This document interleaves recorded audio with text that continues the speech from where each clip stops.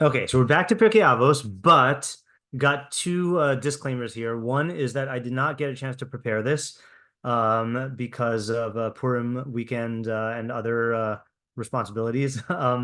And so I took a vote in the chat about what you wanted to do, and everyone said unprepared Pirkei Avos. So that's what we're going to do. So no promises. Although Alex, I think I agree with what Alex said before shiur started, which is that I'm sure we'll get some ideas. So that's probably going to happen. I probably want to spend 2 weeks on this because actually I might not have time to prepare next week either. We'll see. But this is a very important one, as you'll see from the Rambam. So that's disclaimer one. Disclaimer two is I am a bit tired from the accumulated lack of sleep from the let's see what I guess the Shabbos and then Moti Shabbos, Purim, and then Purim itself. It's been a little sleep deprived lately, so we're here, so we're gonna learn. Okay, Avos 4:4. Rabbi Levitas ish Yavne Omer meod meod have shval ruach shetikvas enosh rima. Okay, poetic and grim. Who wants to try translating? Yeah, Tamar. Okay, so Rabbi Levitas, the man of Yavne, says, very, very much you should be of low spirit. Yeah. Because the hope of man is worm. Yep. The hope of man is worm. And I'm gonna go ahead and say worms, even though it's singular. Yeah, and I'll say I'm gonna say be very, very low spirit. Be a very, very low spirit because the hope of man is worms. Okay, what are the questions?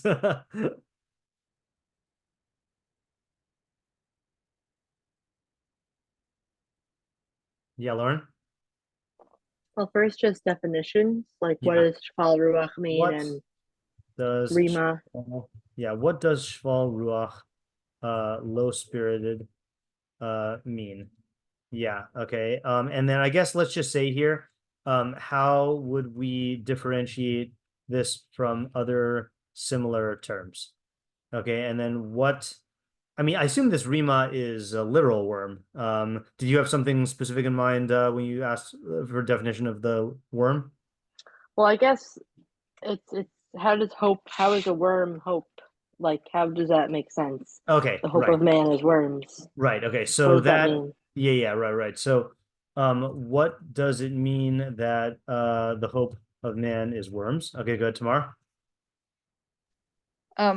What's the implication of this, like ma'od? Like, Yeah. just a strong language, and why is it there?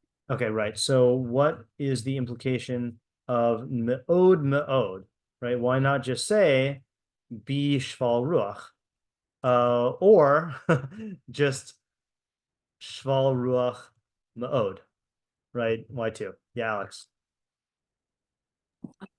Hey, worms, is that supposed to give us like the connotation of death? Because like Yeah. round. Okay, so I guess let's you know what? Let's actually split this into two questions here. So one is oh, you know what? Actually, I want to add one word here. This is something I like that our school does. I don't know what their source is, but they translate enosh as uh like frail man. Okay, like as opposed to ish or adam. Okay, so what the hope of frail man is worms.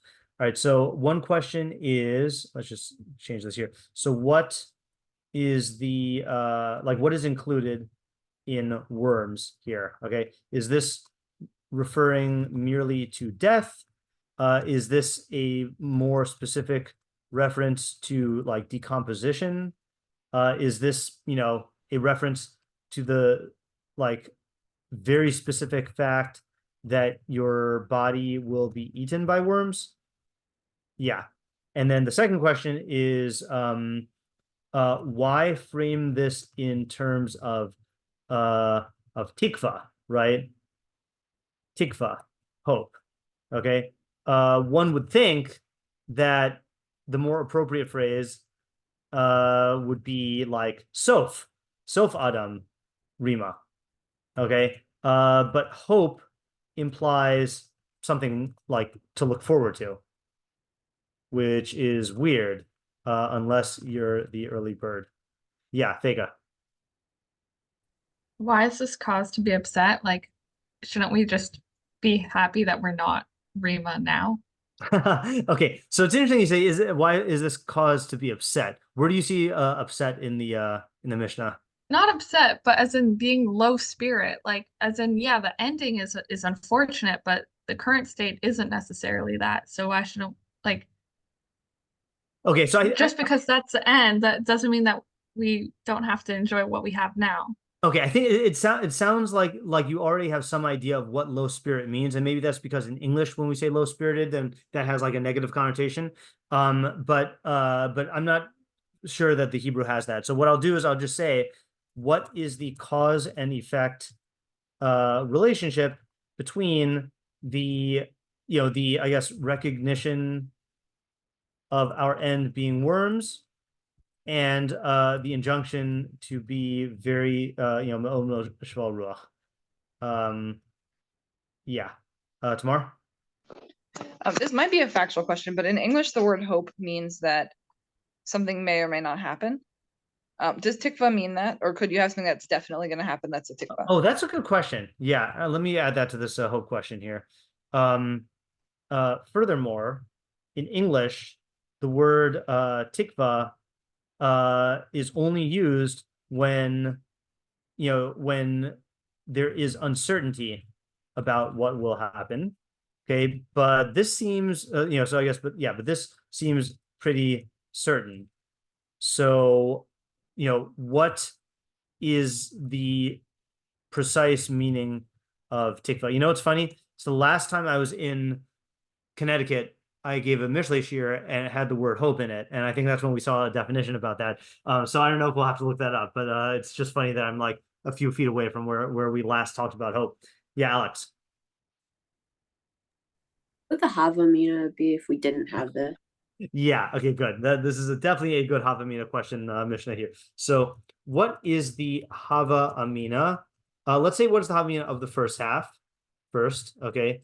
First half, meaning like, why might we think that we shouldn't be me'od shval ruach? And then I guess you could also say, what is the Hava Amina?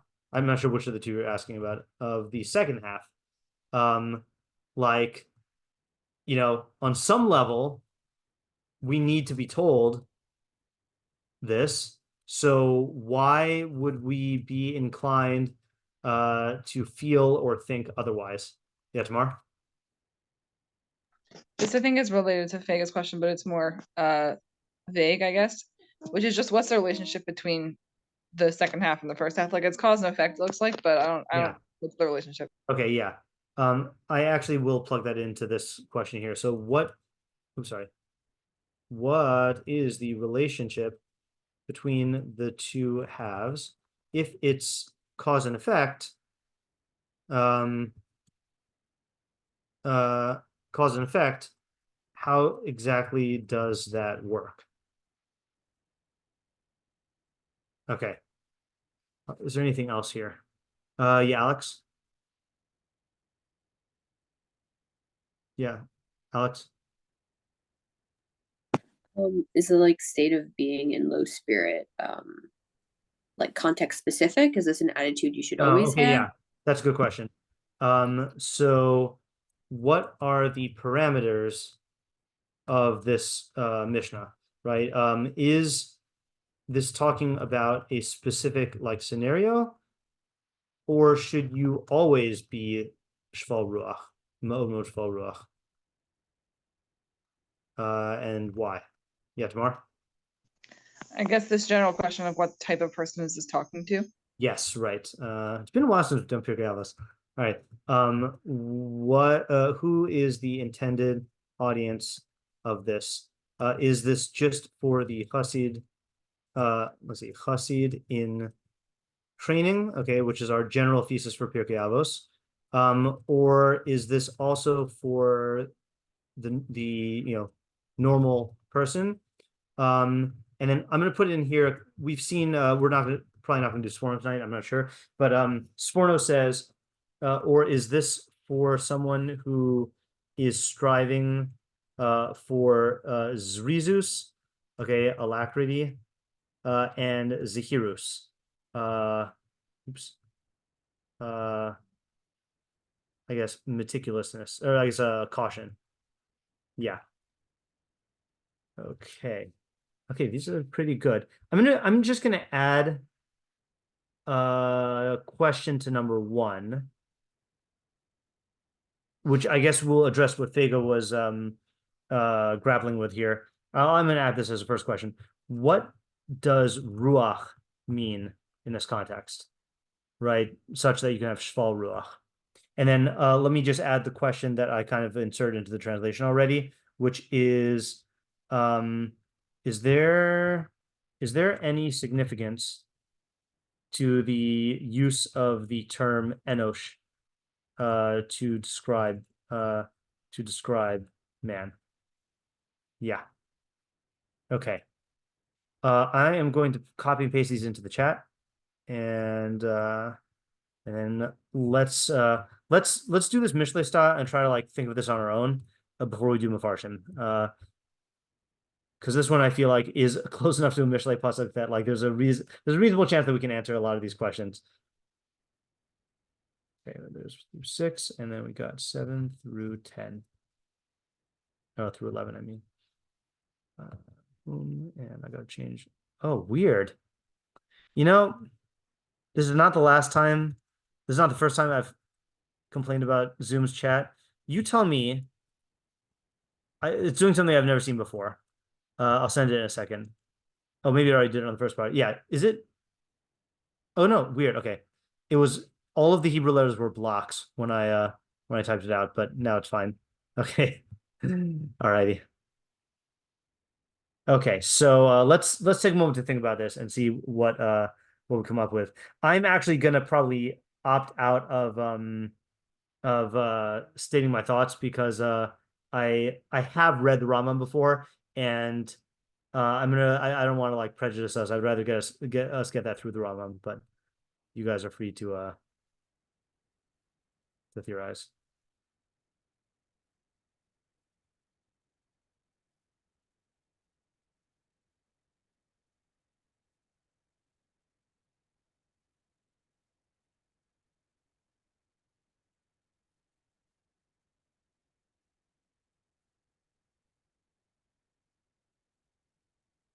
Okay, what do you say? Yeah, Tamar?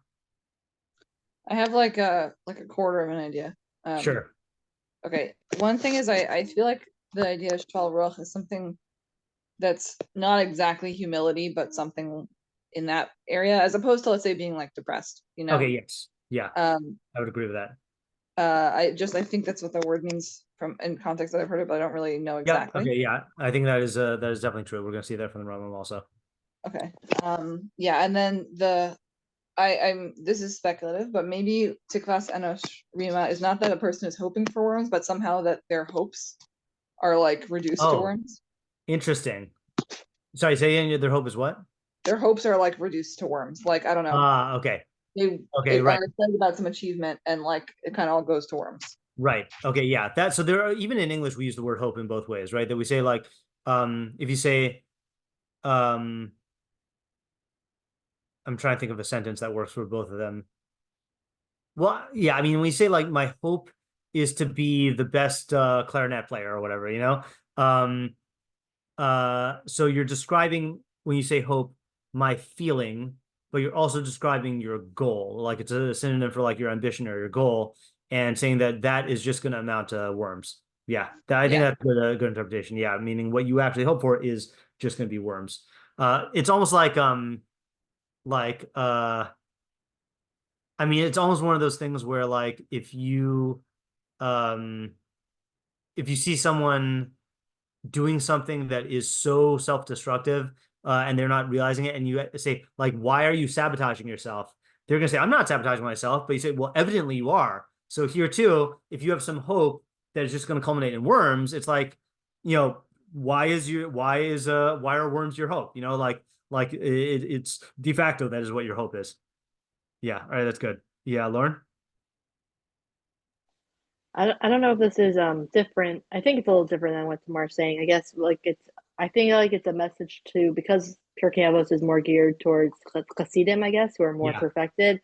I feel like this is like a message to them to be extremely humble, because even though they're very perfected and they are great people, I think because like Tikvas Enosh Ruma means like, I'm thinking of it like the end of man is worms, like they're Yeah. just gonna be going to the dirt. And so it's kind of like a warning to them to be extremely humble. Okay. That actually is going to cause me to modify this question about who the audience is. Who's the intended audience? And I'll say like why does this audience have a particular need for this? Okay, because it is describing all human beings, but it does seem, I mean, if there is an audience, then it would seem like some have more of a need than others. And Lauren is saying that, like, yeah, because Hasidim are actually great people, and so they need this reminder to be humble. Yeah, Alex. My idea is more along the lines of like attitudinal stuff. That's not quite a word, but like not to get overexcited in spirit, because ultimately you'll be disappointed. Okay. Okay, that's interesting. Yeah, right. So that's using spirit more like in terms of the general you know, emotional state, as opposed to ego, like Tamara was saying. Yeah. Okay, these are good thoughts. I'm just trying to think if there's anything that I want to bring out before we start the Rambam. Okay, yeah, Vega. Okay, so I think that it's really interesting how it starts with like talking about the spirit, and then it moves to talking about Oh, yeah. like a physical thing, like That is worms. right. And I think that it could be kind of saying that I don't know, this kind of gives me a message that you shouldn't rely too much on physical possession, and that you shouldn't really attach your like you shouldn't become too attached to them, because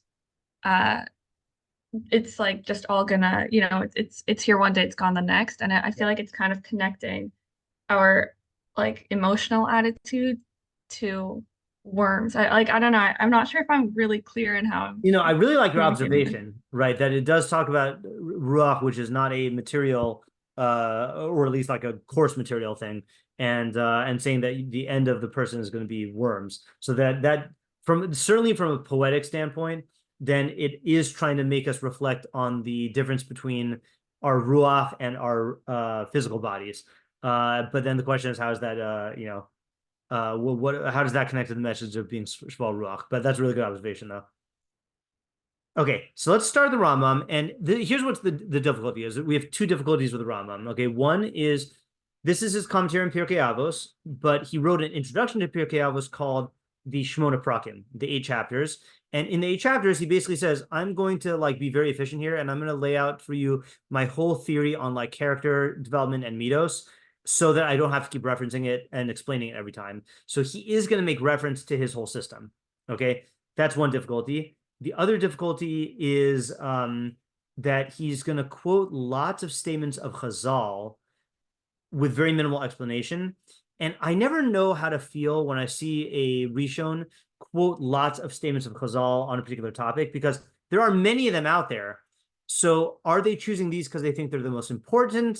Are they choosing these and ordering them sequentially because they want us to walk through them and like, it's like a curation, like they're curating this, like to walk through the gallery in a certain order. Are they meaning for us to sit there and define each one, what the idea is? Or do they have their main idea and they just want us to like see this, that this is acknowledged? So I don't exactly know how we want to approach it. It's going to be a little long. And I think because we can't go back and look at the Shmona Prakim, I mean, we could, but that really requires a whole Shmona Prakim shiur. Like that's what, for example, I don't know if when last time Rav Pesach did that was. That's like the type of thing he gives shiur on for the whole year, So what we might do is, in fact, I think it's probably the best result, is the Rambam is going to refer back to Shmona Prakim, but what I'm going to do is go to the Mishnah Torah, because the Mishnah Torah, he covers the same concepts, but does it in a much more concise way. Okay, so let's see what we're going to do here. And because I did not have time to prepare this, I did just use ChatGPT 4 to translate this. So I'm going to read it in the Hebrew with my translation. And if you see something, I'm not going to read from the English, but I just want something in English on there for those of you who feel like it's helpful. If you see something like radically inaccurate in the English, then let me know and I'll change it. But otherwise, I'm going to use my translation. in my just on the spot. Okay. We've already mentioned in the earlier chapters that humility is one of the most exalted traits. And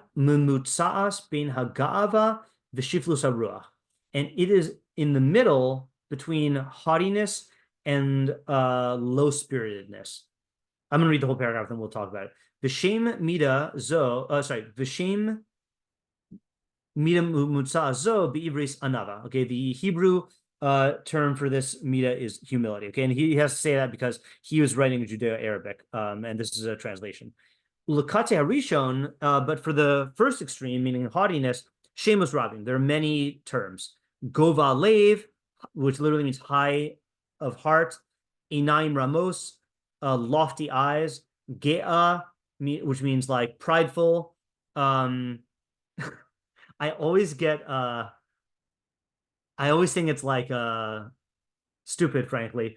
I know we say this in English also, but whenever I see like during what is it, June or July, when you see like a Israeli pride parade and they say like ga'ava or ge'a, like I get that it means pride, but like in English, I mean in Hebrew, in Chazal's Hebrew, ga'ava means like arrogance or haughtiness, you know, so it's just like a very different connotation. So but the word literally means like being high up, you know, or like being great, great and high up. Like we say about Hashem, ki ga'o ga'a, he is great above those who are great.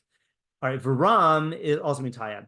Umishemus hachachamim ruach gvoa, the gasus haruach umisga'e.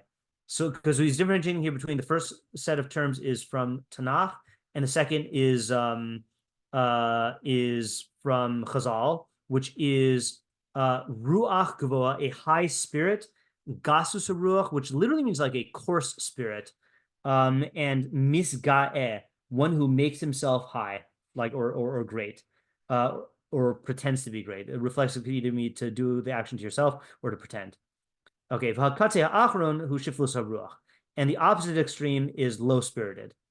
Ukvar bi'arnu b'perek haravi'i, we've already explained in the 4th chapter of the Shemona Prakim, ki royal adam shiyate le'echad mishnei k'tzavos al tzad hasiag, that a person should incline towards one of the two extremes by way of a fence, kedei sheyikba b'mitzua ha'pu'ulos chut mizos, b'mitzua ha'pu'ulos, so that he can establish the middle trait in terms of his actions. Chutz mizos hamida, except for this trait alone, levada alone, mikol midos, out of all of them. Ratzon ilomar hagava, pride.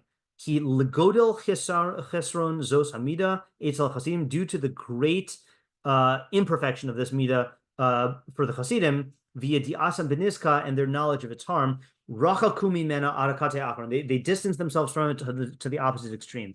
V'natu el shiflus haruch legamre, and they went all the way to the other extreme. Kedei shelo yashiru b'nefesh zecher legava b'shum panim, so that there should be no literally like mention of haughtiness in any way.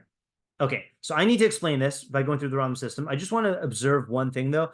It's funny how he says that there's a word for the middle, which is anava, which is humility, and then there's a word for the opposite extreme on the other end, which is shiflus ruach, but there's many words for haughtiness, right? Like it seems like he's highlighting the many words, right? Or the terminology. So what do you get from the fact that there are many words in Tanakh and more words by the Chachamim? Like, what does that tell you?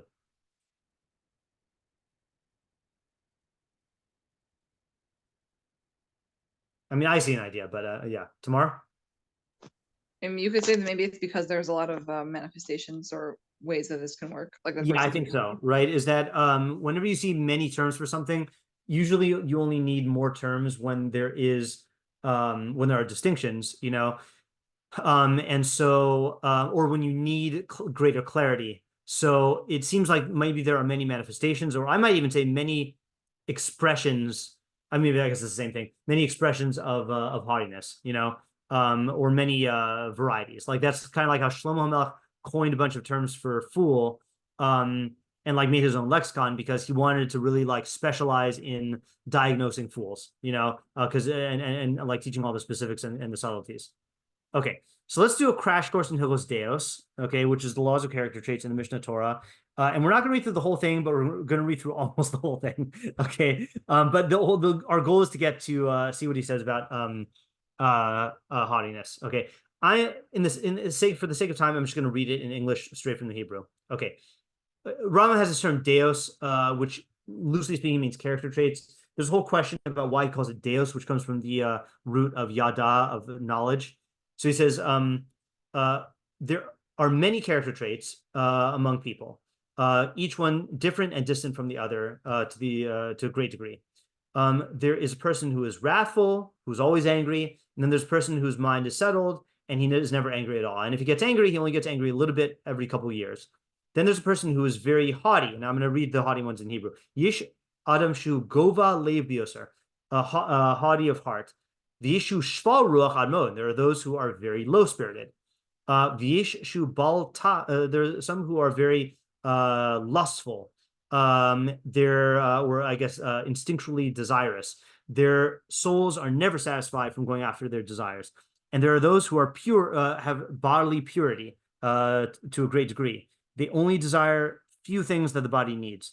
There are some who are broad-souled, okay, their soul is broad, which he explains means that they're never satisfied with any amount of money in the world.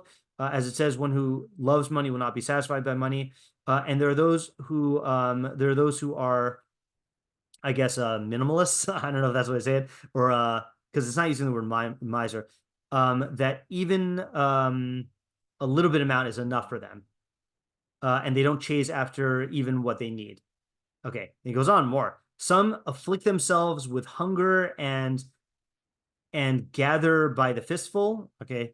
And they don't consume a single penny of their own except with great pain. In other words, they're willing to starve so that they don't spend money. And there are some who squander all their money themselves intentionally. And according to these paths go all of the character traits, such as someone who's, wildly manic and someone who's depressed, or someone who is stingy and someone who's a spendthrift, and someone who is, or stingy or maybe freely giving, someone who's cruel, someone who's merciful, someone who's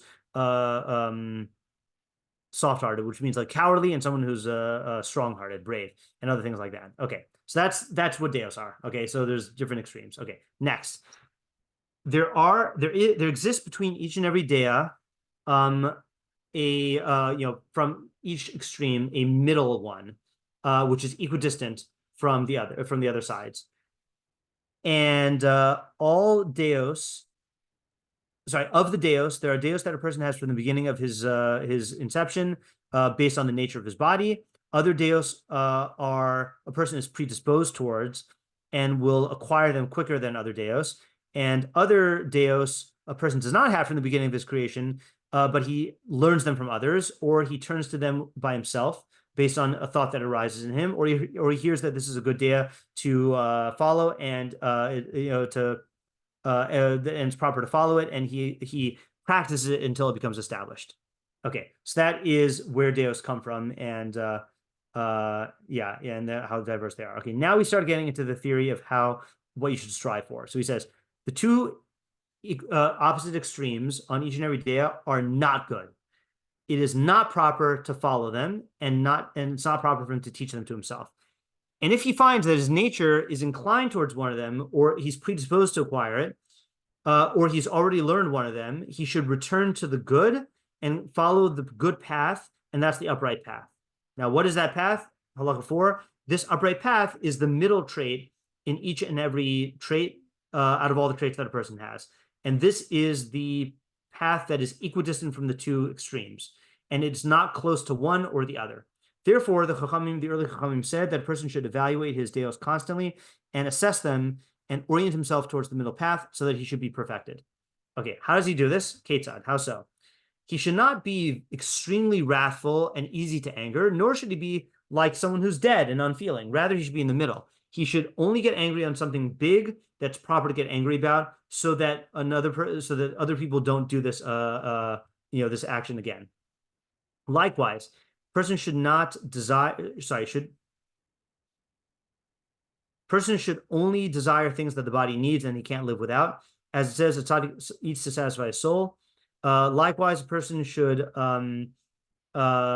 only toil in his work in order to get what he needs for his temporal life. As it says, a little bit is good enough for a tzaddik. He should not accumulate more, nor should he squander his money, but he should give tzedakah according to his ability, and he should lend properly to someone who needs it. And he should not be excessively, wild or joking around, nor should he be sad and depressed, but rather he should be happy and for his whole life and spend his whole life in pleasantness and with a cheerful disposition. And same thing with all the other deos.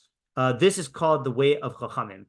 Okay, so that's the goal is aim for the middle, which is equidistant from the opposite sides. Now again, this is a very, very in-depth thing. If you were interested in shiurim on this, let's just see how many I have. So the place where you'll find my shiurim on this in depth are from 2021, I think, in my Rambam podcast, which has not been updated because I haven't given it this year. But I'll just tell you the dates to find it. If you go all the way, Deios. Okay, if you go to February, wait a minute. Oh man, okay, this is way back. Okay, Hilchos Deios. Oh, I went too far. Yeah, here we go. April 27th, 2021 is where it starts. And I have 1, 2, 3, 4, 5 main shiurim. It's actually 5, 6, 7, 8, 9, 10, 11, 12, 13, 14 shiurim on the Rambam system of Deos. Okay, so if you're interested in that, go to Rambam B'Kiyos and look at those shiurim. Okay, from the beginning of Hilchos Deios. Okay, but this is just an overview. Okay, our goal is to get to the to our subject. Okay, onward. But stop me if you have any questions. I just might not answer them. Okay, onward. Oh, by the way, people will use the phrase the shvil hazahav, the golden mean. I am not aware of the Rambam using that phrase. It's possible he uses it and I just forgot about it, but he definitely doesn't use it in the Mishnah Torah. Okay, they call it the golden mean, but the middle path is really the Rambam's phrase. Okay, so then he says a person whose deos are all in the middle is called a chacham. But someone who is exacting with himself to a high degree and distances from the middle path a little bit to one side or the other is called a chassid. Okay, so this is a different definition of chassid than the one that we were talking about. We've been operating on the definition of chassid from Avram ben Rambam, which is that you're going above and beyond what a tzaddik does. You know, that you're fulfilling all your obligations, but you're doing more than that. This is the definition of a chassid. Chesed literally means extra or excess. So this is like going like extra beyond the middle. Okay, so he gives an example. Actually, before we do this, let me just give an example of the middle path. My favorite example of the middle path, because I think it's the easiest, is with money. Okay, that let's say you have a person who cannot control himself to spend to save his money, and whenever he gets his paycheck, he just like spends it on whatever he wants. He just goes on Amazon and orders a bunch of stuff. Okay, excuse me. Then you got the opposite extreme, who's a miser, who can't bring himself to spend money even when it's rational to do so. The middle is frugal, which means you save when it's rational to save, but you spend on what you need to spend on. Okay, and the reason why that's the middle is because you're not being pulled in either extreme. You are like almost, I like to think of it like an artist who has a palette of different colors, and he uses each of the colors like when he needs it. So like you can partake of spending, you can partake of saving, but you're not pulled in either direction. This is what Rabbi Moskowitz calls evenly keeled, where you're not like drawn one way or the other. And the reason why I think, I don't remember what I said in the shiurim, but the current reason why I think that he calls it a chacham is a chacham needs to have absolute emotional fluidity, where if the situation calls for a certain action, then he is able to completely like align his emotions with that action and feel what he needs to feel and not get caught up in the opposite emotion. And then if the situation calls for the opposite, he needs to be able to do that, right? So let's say like, you know, a parent needs to be able to discipline their child if the child does something that's like, that the only way to stop him is to like, punish him or whatever, So you need to be able to do that and to be able to feel like, to bring your feelings in line that this is good. And then other times you need to have the feeling of mercy, and to not do that. So that's why it's a chacham and that's the middle. Okay, any questions so far, just on the main system? Okay, so then he says, if you tip a little bit to one side, that's chassid. So what's an example? Okay, so now he's going to say something, and this is problematic. Okay, for example, someone mishi yisrachik migova halev arakate ha'achron v'yishval ruach biyoser nikra chassid. Okay, someone who distances himself from haughtiness to the opposite extreme, okay, and is very shval ruach, very low spirited, nikra chassid. He's called a chassid. V'zohi midas chasidus. This is the trait of chasidus, of piety, whatever you want to say. V'im nisrach God ha'emsa bilvad. If he only distances himself to the middle, v'yihe anav, and he is just humble, nikra chacham. Then he's called a chacham. V'zohi midas hachachma. That is the trait of the chacham. Val derech zo sharkol deos. That's how all the other deos go. The original chassidim would incline their deos from the middle path towards the two extremes. And some deos you should go towards one extreme, and other days you should go to the other extreme. And this is called livnim mishur sedin. This is called beyond the letter of the law. Okay, now, I'm just trying to think if you can see the problem yet, or if we need to read more. Let's read more, okay? And then we'll have enough data. Okay, so this is all in chapter 1, and he talks about the mitzvah of the halach b'drachav. You should walk in the middle path. And he says, how do you accustom yourself? How do you accustom yourself in this until it becomes a second nature? Yase v'yeshane v'yeshalesh b'masim she'ose al pi hadeos emtzayos. You should do and repeat again the actions that correspond to these middle deos. V'yachzor behen tami. You should go over them constantly. Ad sheyu masim kalin alav v'lo yihe behen toreach. And until the actions are easy for you and there is no effort in them. V'yikbu hadeos benafsha. And then the deos will be established in your soul. So, for example, if you are a miser, you should practice frugal actions, like spending money on the stuff that you need to, and do those actions over and over and over again until they're easy to. Okay, so this is normal psychology. Okay, now the Rambam in the next chapter goes to abnormal psychology, and that's where we're going to read about our thing. Okay, yeah, I knew this was going to be a whole. Maybe we just have to get like the main part of the Rambam, and we'll do more ideas later. Okay, maybe this will be 3 shim. Okay, so he says, people who are sick in their bodies taste the bitter as sweet, and the sweet as bitter. There are some people who are sick who desire and crave foods that are not fit for eating, like dirt and coal. And they hate good foods like bread and meat. Sorry, Alex. No. Everything according to their sickness. By the way, anyone know the name of the condition of eating coal and dirt? Yeah, Alex.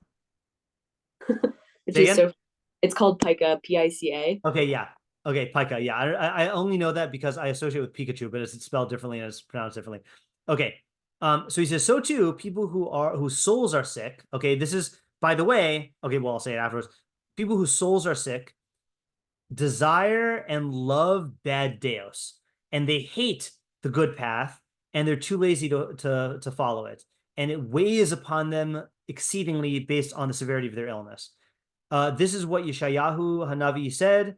Woe unto those who, about people like this, woe unto those who call good bad and bad good, who make darkness into light and light into darkness, who make bitterness sweet and sweet bitter. Regarding them, it says they abandon the ways of uprightness to walk in the paths of darkness. Okay, what is the remedy for the people who are sick in their soul? They should go to the chachamim, to the wise, who are doctors of the soul, and they will heal their disease with the deos that they teach them until they return to the good path. But those who recognize their bad deos and don't go to the chachamim to be healed, regarding them, Shlomo says, "Umusar evilim bazu." Mishlaic fools despise discipline. Okay, so this is really what we would call, I mean, it's not an exact overlap, but mental illness. Okay, now we hold there's mental illness that is like biologically rooted, but we don't call all character defects mental illness. Rambam is lumping this into all one category. So I think the Rambam would call it a chuli hanefesh if you're clinically depressed, or if you just have like an overly pessimistic attitude. He might not say they're the same thing, but you say if you have an anger problem, or if you are if you're a glutton, if you are a sex addict, like, in the modern realm, we have diagnoses for some of these, and other things we just say you're a jerk, but the Rambam would say it's all like, if you are attached to bad deos, then that is that's a sickness of the soul. Okay, so he just said, what is the remedy? Or how do you repair them? And he said, go to the Chachamim and they'll teach you how to heal them. But now he's going to say, what do they do to heal them? And this is where we're going to get into our topic. How does one heal them? So he says, someone who is very wrathful, we tell him to conduct himself so that if someone hits him or curses him, he should not sense it at all. And he should follow that path for a long time until the wrath is uprooted from his heart. Okay, same thing, he says, if a person is haughty, he should conduct himself in bizayon, in like degradation, harbe, a lot. V'yeshiv lamata min hakol, and sit beneath everyone. Okay, meaning like if there's like rankings in your seats, sit in like the bad seats. V'yilbash belui schavos hamavazin es loshen. He should wear worn out garments that what's the word? Not embarrass, that degrade those who wear them, and other things like that, until the haughtiness of heart is uprooted from him. V'yachzor l'derech ha'imtzais, and then he should go to the middle path, she'ah derech ha'tova, which is the good path. And once he goes to the middle path, he should follow it for the rest of his life. Okay, now, at this point, we can see that there's a problem in the way that the Rambam has been treating haughtiness and humility and shval ruach. Did anyone catch it? I know we only read it once. And it's a contradiction between the last chapter and this chapter, and what we just read.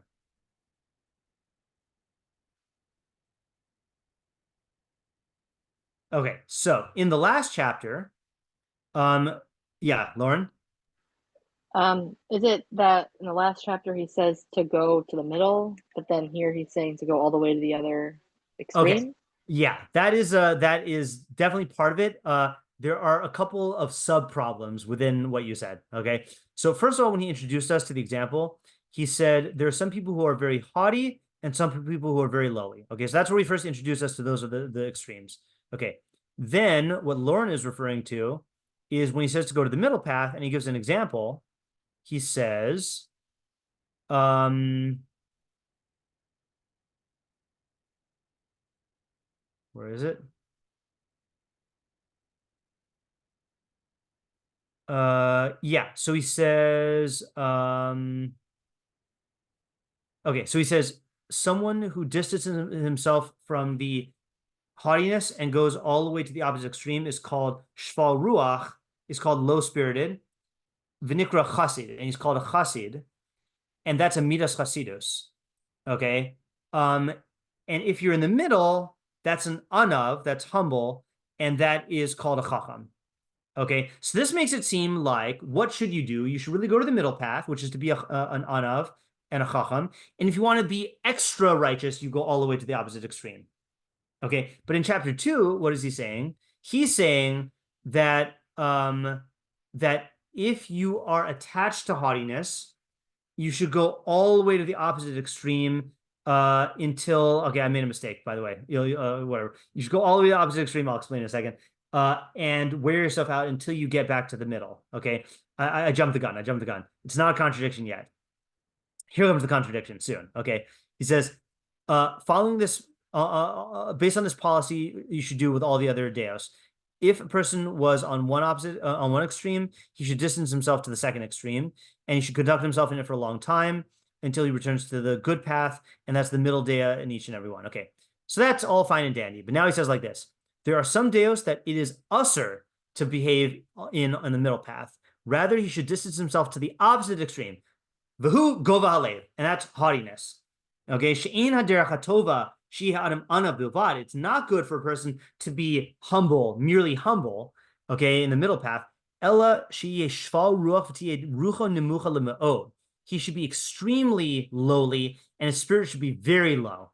Lefikach nemar b'Moshe Rabbeinu. That's why it says about Moshe. Anav me'od, humble a lot. V'lo nemar anav bilvad. It doesn't just say humble. That's why the Chachamim say you should be very, very low-spirited. They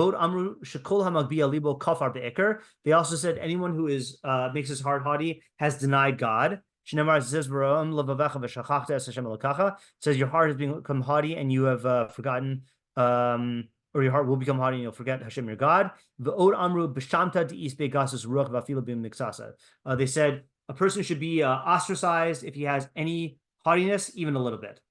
Okay, so that's the contradiction. Is in the previous parak he said the middle path is good. For example, don't go all the way to the opposite extreme. That's you should go to the middle, which is an anav, and that's the derech of chachma.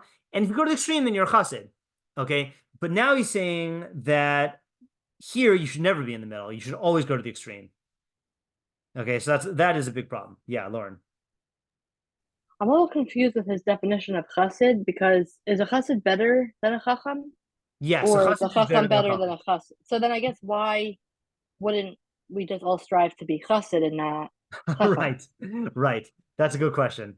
Yeah. The place where he deals with that in depth is in the Shemona Prakim. I may have to just divulge my working understanding of it. Okay, I'm gonna go just for the sake of our shiur. I think you told it to me before. I think you've so also. Told me. Yeah. Yeah, it's possible it's even come up in Pirkei Avos, but that there's basically two middle paths. Okay, there's the middle path in terms of where you are, and then there's the middle path in terms of like what you should aim for. Okay, given what I call the Deos drift. Okay, like there is this has tragic overtones as of this week. If there's a ship that is going in one direction, it's very, very hard to turn the ship rapidly, so you need to know like what direction are the currents going and where are you going to be shifting, and you need to course correct for that. So the middle path as a chacham is like, objectively speaking, what the best situation would be. But practically speaking, we never stay in the middle. We always drift towards one extreme or the other, either based on circumstance or based on the deos themselves or based on our personality. So you need to aim for the course correcting thing. For the chassid, you need to aim for a little bit to one extreme so that you drift to the middle path. And since you're constantly doing it, then you are like in practice, you're not practicing the actions corresponding to the middle dea. You're practicing the actions that correspond slightly to the left or slightly to the right of the middle dea, and that would be a chassid. Okay, that was a pretty efficient review of that, even though we had a lot of Rambam here. Okay, so that is what the Rambam was referring to when he says that you should lean towards one of the two extremes, except for with haughtiness. And he says that the pious, because of its danger, its harm, they distance themselves all the way to the other end. So it sounds like what he's saying here is that, he started the chapter 2 by saying people who are sick with their deos, but it sounds like he's saying there are certain sicknesses that everyone has. In fact, I was at the high school and I saw that the library here at Nija at the high school is probably one of the most well-stocked Batei Midrash I've seen, certainly in a high school. And it even has the Rambam's medical writings. I don't know if it has all of them, and I've never seen the Rambam's medical writings in Hebrew before. So there's an essay that the Rambam has. I think Rabbi Chait has shiurim on it. Let me just see. Yeah, he has it. It's R192021. I've never listened to this. It's called Mahala Enushis, which means the human disease. And apparently it's a Rambam wrote a medical essay about the human disease, which is ego. Okay, so it's like, Rambam, starts off the chapter by saying that there are diseases where you love bad midos, and if you find yourself with one of these diseases, then you have to go to the opposite extreme. But there are certain midos that we all have that disease, and one of them is ego. So that's what it sounds like he's saying in Shemona Prakim, that, and this might answer our contradiction, which is that, really being humble.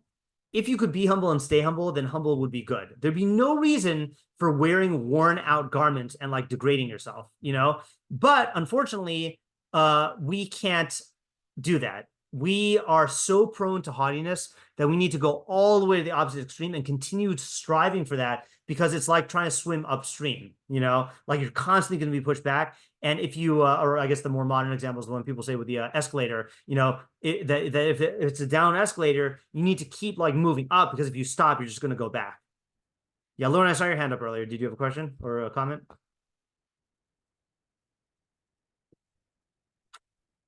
Yeah, I just wanted to clarify. So about your middle path theory. So is you saying that for every mida there's like an ideal that's more to the right or left, and the No, chassid is okay. no, I'm Sorry. saying that the no, I'm glad you asked. So I'm saying that for every day, the ideal is the middle. Okay.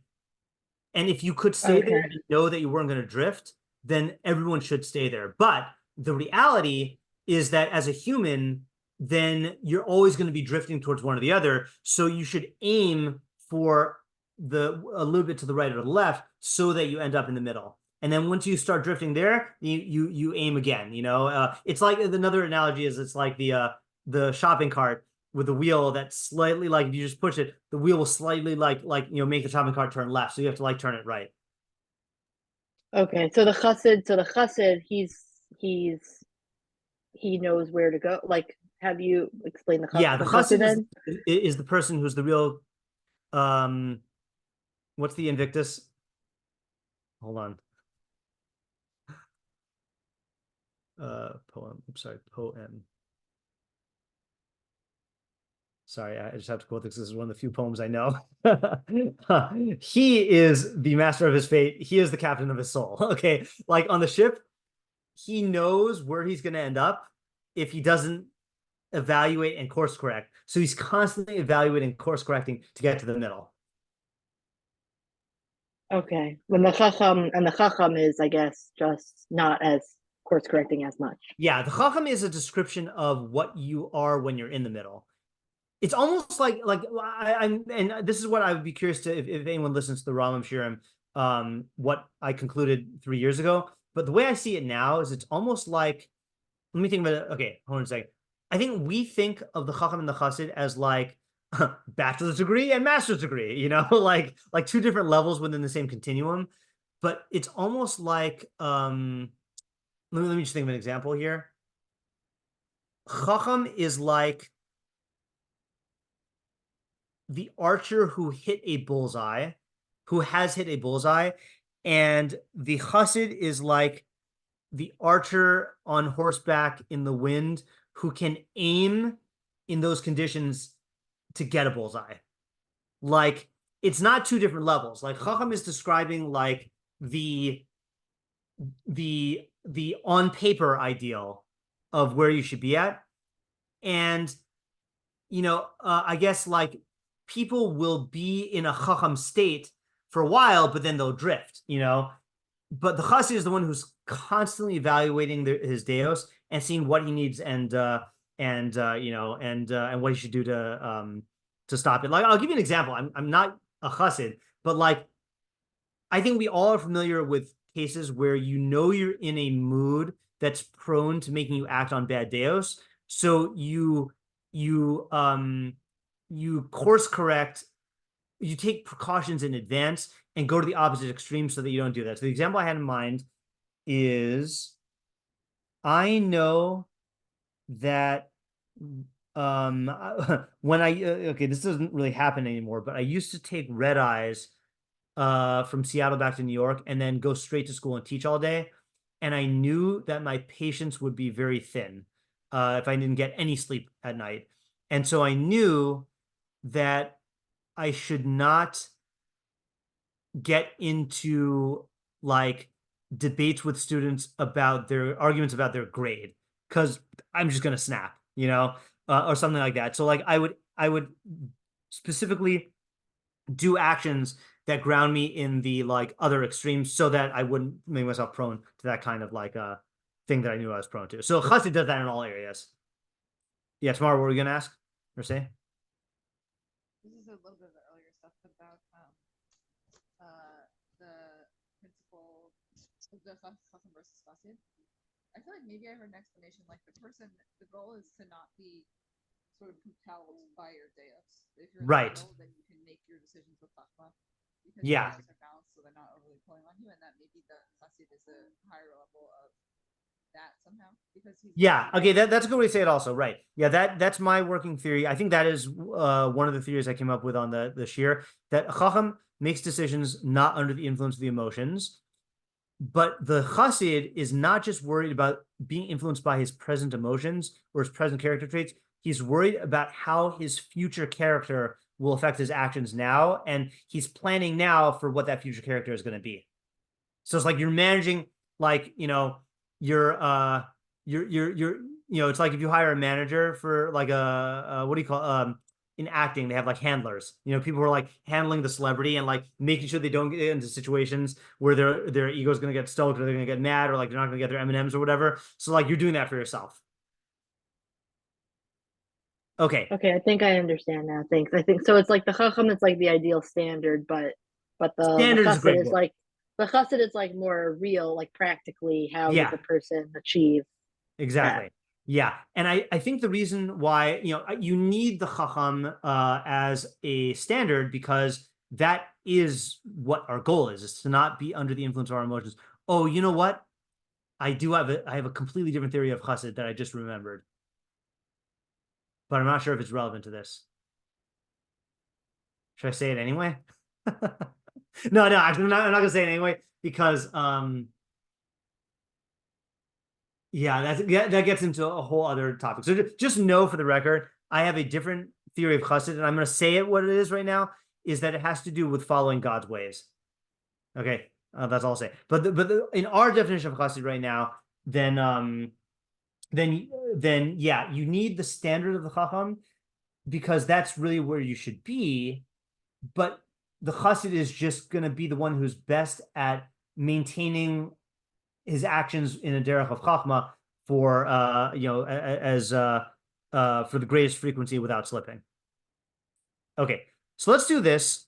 I would like to read the rest of the Rambam tonight. Okay, on Avos, and then let's take stock of where we're at that point. Okay. So he said like this. I'm gonna read in the Hebrew. I already read in one of the books of Midos. One of the Hasidim was asked, V'nemar lo, and was said to him. I don't know why he has to say it was said to him. What was the best day you ever had? The happiest day of your life? Amar, he said, Yom shahisi nosea al gabi sfina. One day I was traveling by ship. And my location, my place was in the lowest of the places. So this is like when the poor class was like in stowage. Is that what you call it? Like when you're just like steerage or whatever, when you're like in the place where they have all like the crates and stuff, like in the movies. V'hayisi lavush b'lois chavos, and I was dressed in rags. V'hayu b'sfina sochorim u'bali mamon. There were merchants and rich guys on the ship. V'hayisi shochav b'mkom. I was lying down in my spot. V'echad me'anshei asfina kam lahatil mayim. One of the rich men got up to urinate. V'higia shiflusi be'enav. Okay, this is a different translation than the one that I've translated in the past. Okay, well, this means my lowliness. Oh no, yeah, this is my lowliness was reached his eyes. Uprisus hamatzav asher hayisi bo, and the low state that I was in. Ad kadei gala atmo v'hitil meimav alai, to the point where he urinated on me. So in other words, like this guy was so like haughty and so like looking down at this poor person that he urinated on him. Okay. So why is this the happiest day? Because he says, I was astonished by the strength of brazenness in this guy's soul. Hashem lo hitstara nafshi b'masehu klal. My own soul was not disturbed, not pained by his actions at all. V'lohis orba rogis, and no anger was aroused in me at all. V'samachti simcha gdola. And I rejoiced at having reached the level where the degradation of this deficient guy did not pain me. And I didn't even pay heed to him. End quote. Without a doubt, this is the highest level of low spiritedness, to the point where he's distant from gaiva. Yeah, I'm sure I've said this before, but I remember reading this with my Shalhevet students once, and then a long time afterwards, we were talking in class, and this girl raised her hand and said, "It's like that time that the guy peed on the Rambam." And I said, "What?" And she turns out she like remembered the story, but she thought it was about the Rambam. And so I always think of this as now the story of like the time the guy peed on the Rambam. But I'm sure the Rambam was also very humble, but this story did not happen to him. Okay. All right. Now, oh, this is so long. I don't have this in me tonight. Let's just think about this story for a second. Okay. What do we see from this story? And it's funny because the Rambam went through this whole recap of the haughtiness philosophy, and he follows it up with this story. So the question is like, what do we see from the story? But then also, what's the connection between the two here? Yeah, Lauren? It seems like he's kind of like looking for opportunities to maybe he could have approached this opportunity and been very angry after this happened to him. But Right. Instead, he uses this opportunity to grow and become better and to realize am I really am I really so great? Whatever, this happened to me. This shows me who I really am, I guess, or Okay. something like that. So it seems like he's kind of always looking for ways to enforce his. Okay. So I think what you're saying is a great strategy. I don't think that's what this guy was doing. And the reason why, and maybe I'm just misunderstanding you, but the language you're using of using it as an opportunity to become better and the self-talk of I'm low and stuff like that. It sounds like that is someone who still needs to work on this. But this guy, it sounds like he just what was his first reaction? His first reaction was, oh, what an interestingly brazen person, to urinate on someone. And then he's like, oh, that someone is me, and he hadn't gotten angry at all. So to me, it doesn't sound like he's working on himself. It sounds like he worked on himself a lot. And what this sounds more like is a litmus test, now I'm not saying that that's why the Rambam is doing it, but this is functioning as a litmus test because he says, I was astonished. I'll read it in English here. I rejoiced with great joy because I was astonished at the strengthening of this trait of audacity in his soul. And all right, this is why we have to Rambam in Perakim, I think, has a thing where he says that this is a heretical statement. It's not by the life of God, because God does not have a life that's separate from him. It's as God lives, okay? And there's Chai Hashem, I think is the right way, the living, as God lives, as opposed to Hey Hashem, which would mean the life of God. But yeah, there's no life of God. Anyway, so as God lives, my soul was not pained by his deed at all, and no anger was stirred in it. And I rejoiced with a great joy that I had reached a level where this insult did not pain me, and I would not pay attention to it. So it sounds like a litmus test, not a growth opportunity. You see the difference? Yeah, that makes sense. Yeah. So now the question is, why is the Rambam bringing in this litmus test? He must really like it. He must really like it because it's funny. He talks about his opinions, okay? Then he brings this story, and then the whole rest of the Rambam is quoting Chazal on humility, just quotes of Chazal. So he really leads with this before he starts quoting the Chazals.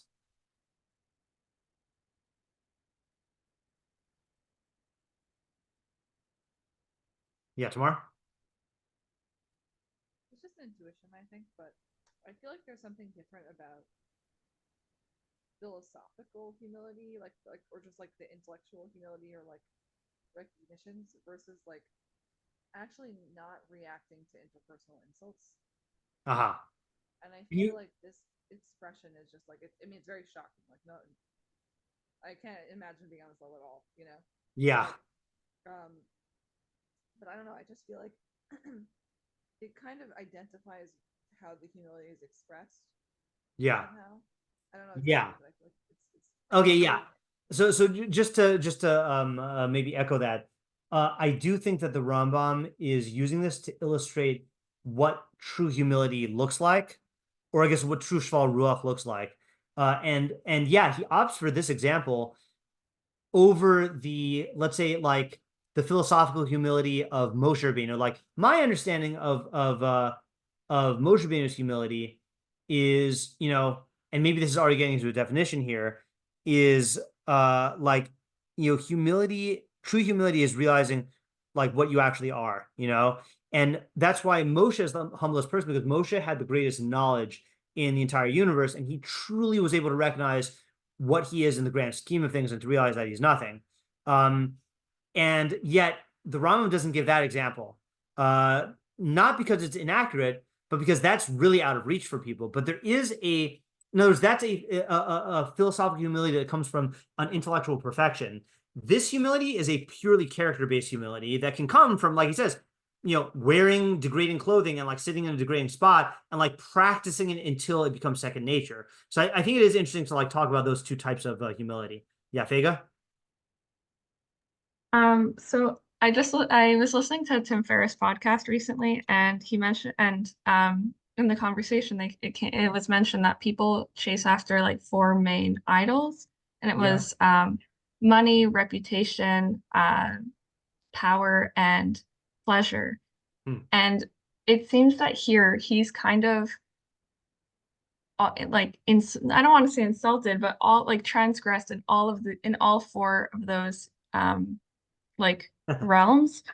So it could be that as like Chazal have different phrases for humility, sorry, not for humility, for gaiva, it could be that they're expressed in all like in Oh, those that's interesting. four. Oh, that's interesting. So So that would be the connection to the last half. You mean like expressing the full extent of gaiva? yeah, so it could be that this is like that he's in all of these areas that people could chase after and become arrogant in all of those areas he is like not Yeah. potential. Okay, I definitely hear that. And this guy definitely seems to check off a lot of boxes. It seems though that the Ram is bringing it in more to show about, like, the guy himself in the story was commenting on the haughtiness of this rich merchant, but the Ram seems to be bringing it in to teach about the humility side. But I do see the point you're making in terms of this urinator. Yeah, Tamar? Going back to I think the thing I was talking about before about the sort of different types or expressions of humility, I kind of want to like backtrack or I don't know, say something else about it. Yeah, Tamar, just before you continue, a couple participations ago, your mic got really quiet, and I'm just afraid I'm gonna miss a word. So I don't know if something got covered or something like that. If you can't do anything, that's fine. But I'm gonna try and move the. there we go. That's much better.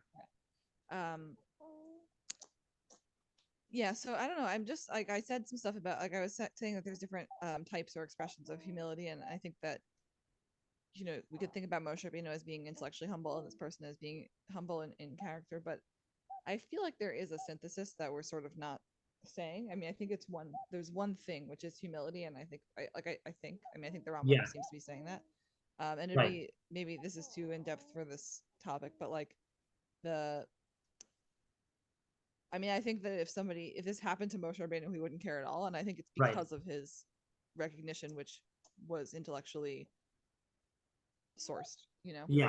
Yeah, good. That's well said, and I do think that seeking that unity and humility will be important. And by the way, just to remind us, we have not seen the Rambam's full treatment of humility yet, because he does quote a lot of Chazal, and we're going to get more insight into it later. I'm just trying to follow, and he does talk about Moshe towards the end, but I'm just right now just trying to get I'm trying to follow the thread of the Rambam's introduction of these ideas to us, but I do agree with you that I think that there is a common core there.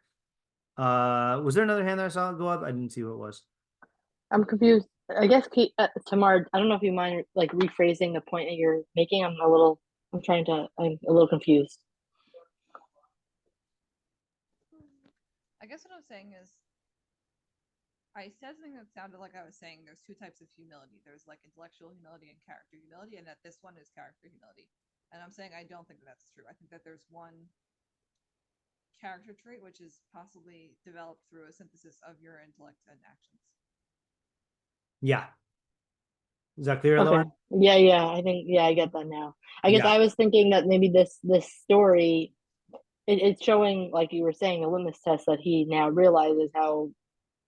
I guess he was happy that he was humbled, from this. But I'm wondering if this could be like the Rambam could be saying this as maybe a practical way to work on humility, I guess, like, or kind of like maybe humility, if it's along a spectrum, and like if you're living through life, these things not obviously not to this big extent, but a lot of times when interacting with people, you could really get put in your place, and to view it as like from these small interactions, Yeah. interacting in the right way could Right. build your humility. Yeah, that's where what you were saying comes in, is that things like this will happen to people, and like they are opportunities to, like, let's say in this case, to not react and yell at the guy, or to do the actions that correspond to this, shiftless ruach, and that will instill it in your soul. Yeah, okay. I think what we're going to do is, I think this is a good stopping point, because he's going to go into all the chazals. So what I want to do, since I wasn't writing any notes, I just want to review of the points made on today, just so we remember what we covered. So we raised all the questions. So then we talked about, in terms of the Rambam, the need for many terms about describing Gava is because there are many manifestations or types. Okay, then we did the review of the Rambam system of Deos. Okay, system of Deos is that Chacham equals evenly killed. Okay, apparently even I think it's even keeled, but Ryan Moskowitz's thing was evenly keeled, so I'm going to carry on that tradition. Which means the standard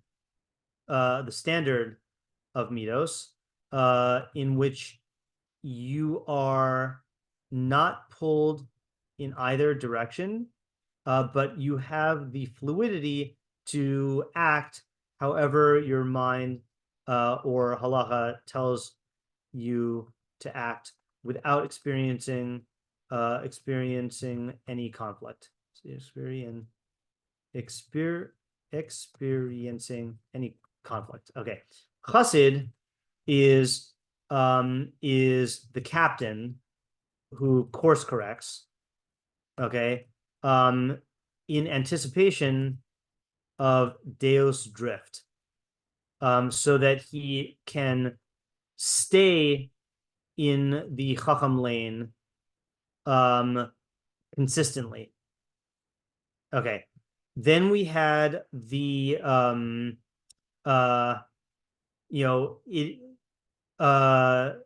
Rambam only recommends, actually this is really part of the Deos system, Rambam only recommends going to an extreme if you need to cure yourself from the opposite extreme, and then eventually you'll go back to the middle and stay there.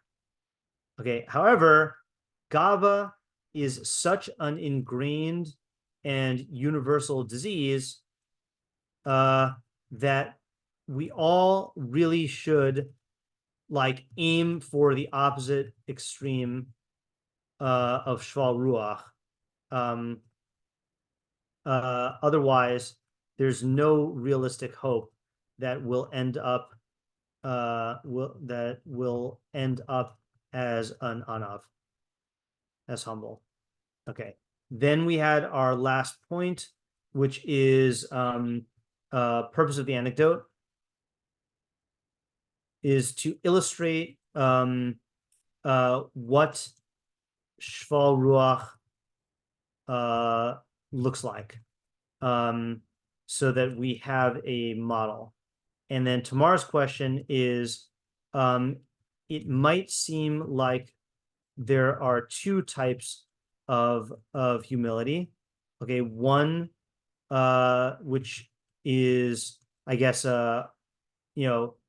arrived at through knowledge, like Moshe Rabbeinu, and another which is arrived at through working on one's Deos. Okay, but it does seem like there is a common core shared by both. What is that, and what is the relationship between the two sources? The two, like the intellect source humility and the Deos cultivated humility. Okay, did I miss any points? Or do you have any other questions that you want to take up for next time that we didn't already list? Okay, that was good. I did not realize how long this Rambam was, even though I copied and pasted it. So we have a lot more to work on. This might be a might be an odyssey of what do you call I mean, look, this is the time to talk about humility, because we were slaves in the land of Egypt. You know, we're getting there. So yeah. All right, until next time. Next week, Friday should be good. Next week, next week, Thursday should be good. But tomorrow, Friday, and next week, Friday should not be good. I mean, good, but not shiur. Okay. Yeah. All right. Thanks for coming. This is nice to be back in Avos, even though McGill was also fun. All right. Have a good Thank Shabbos, you. everyone. Good night. Bye. Shabbos. Thank you. Good Shabbos. Thank you. Good Shabbos.